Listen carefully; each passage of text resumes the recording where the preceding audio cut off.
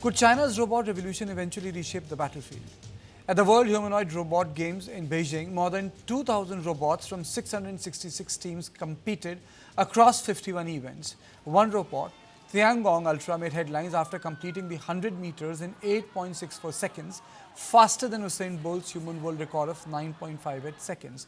The performance showcased how quickly robots are improving in speed, balance, and movement.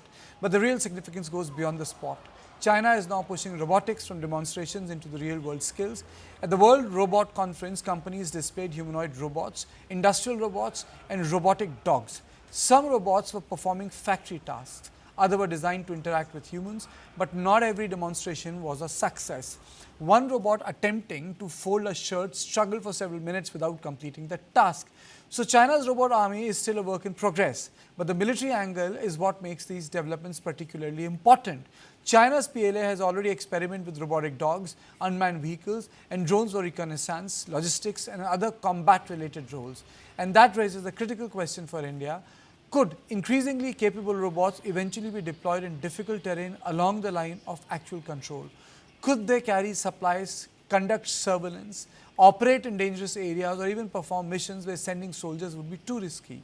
That possibility is still speculative. The material available does not establish that China is currently deploying humanoids combat robots along the LAC. But the direction of China's technology push is clear. The combination of robotics, artificial intelligence, and autonomous systems are rapidly expanding, and China is investing heavily in all three. There is also a growing technology rivalry with the United States. Washington has already raised national security concerns over advanced Chinese robots, including robotic dogs and humanoid systems. So this is no longer simply about robots running faster or looking more human. It is about who will dominate the next generation of machines that can see, think, move, and act with increasing autonomy. I'm joined by Major General Sudhakarji, defense and geopolitical expert, Adya Madhavan, research analyst from Takshashila Institutions, Anushka Saxena, associate fellow, Takshashila Institution. I thank all of you for joining me. Let me start with General Sudhakarji. So I have taken these visuals from the robotic Olympiad. The larger focus of this conversation is, does China has the material and intellectual capacity to deploy or engage with Indian army differently this time? Yeah, good evening, Kartikeya. Thank you for inviting me for your show. I have no worries. There are two brilliant and intellectually blessed young ladies in the panel, so they will be better empowered to actually articulate their thoughts. And I won't be wrong to classify them under the heading of Gen Z, so they are better equipped. But since I have had some hands-down experience along the border, let's not be surprised by certain new things which are happening along the line of actual control. When I was commanding Eastern Ladakh, I had been witness to a tank with a medium machine gun mounted on top and without any soldiers. So I had raised the point at that point in time. This was in 2017. Which sector? The Eastern Ladakh, Eastern Ladakh.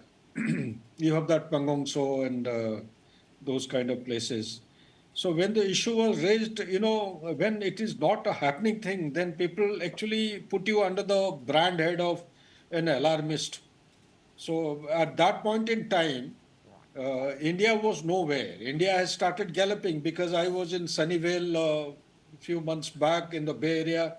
The way people are talking that they rated India as number one in robotics. So I was shocked and surprised, hey, where the hell the robots are operating in India. When I came back, I didn't find any. But when I went to the Bangalore with help of one of my friends, he took me through. Thereafter, I was not entirely partially convinced. So India is, top notch, if not top five, maybe in the top 10. But people say that India is in the reckoning. So, having said that, when you were discussing about China, China has got a different kind of a limitation. And that limitation, I think in your preamble, you have brought it out or indirectly hinted. That limitation is about the aging population.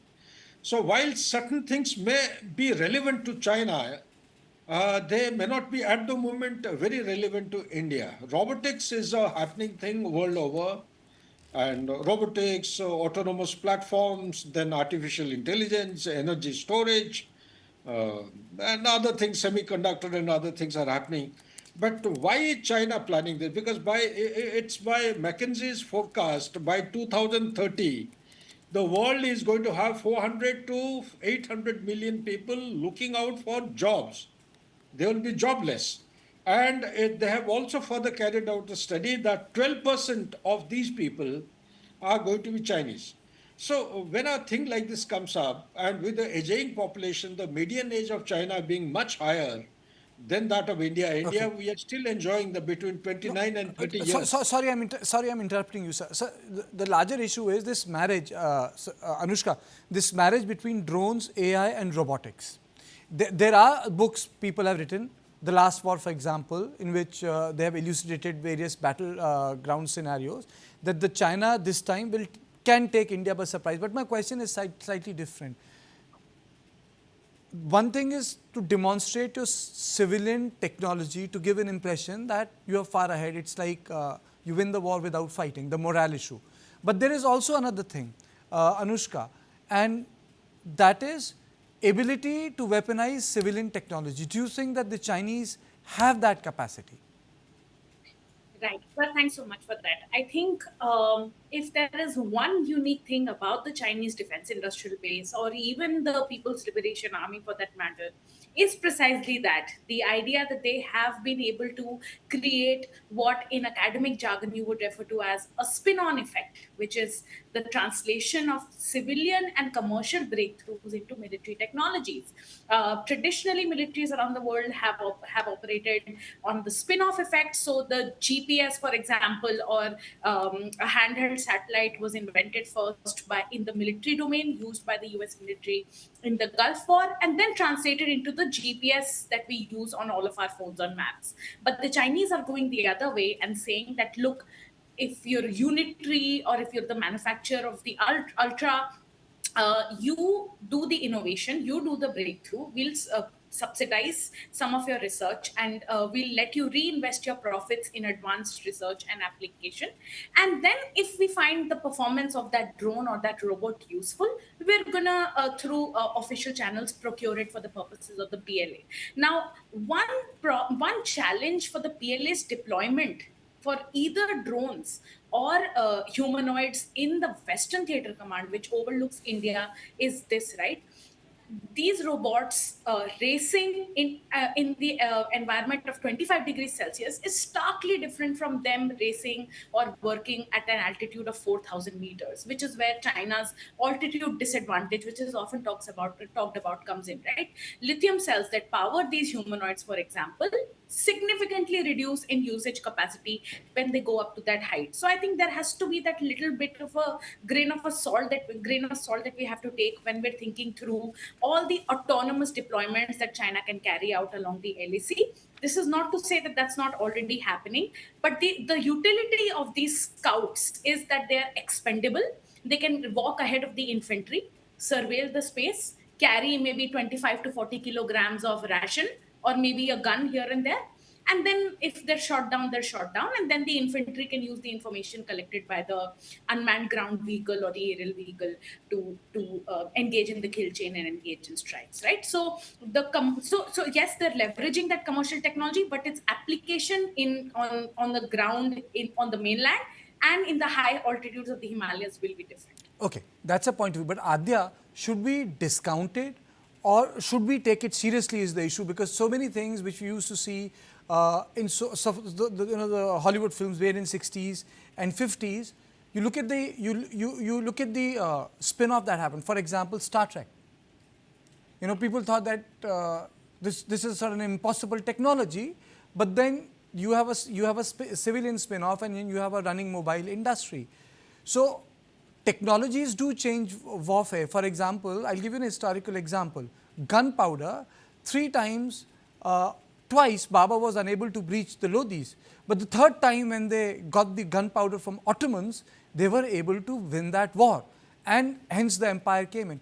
Or for example, to see the new technology which Shivaji deployed against the Mughals after 200 years, which was cavalry, mobile cavalry, with weapons from the French, and they were able to break into the Mughal defense technique of holding siege to a fort and then try to break them in with gunpowder, very heavy guns, So this borrowing from that famous steel, guns and germs, this defense technology breakthrough, why shouldn't we take it lightly? We should be taking it seriously, because it really, by end of the day, changes the game. Like tank in First World War, or a stringer in the Afghanistan battlefield, or people forget drones in Armenian Azerbaijan battlefield, which actually allowed Azerbaijan to defeat Armenia after 20 years of sort of a deadlock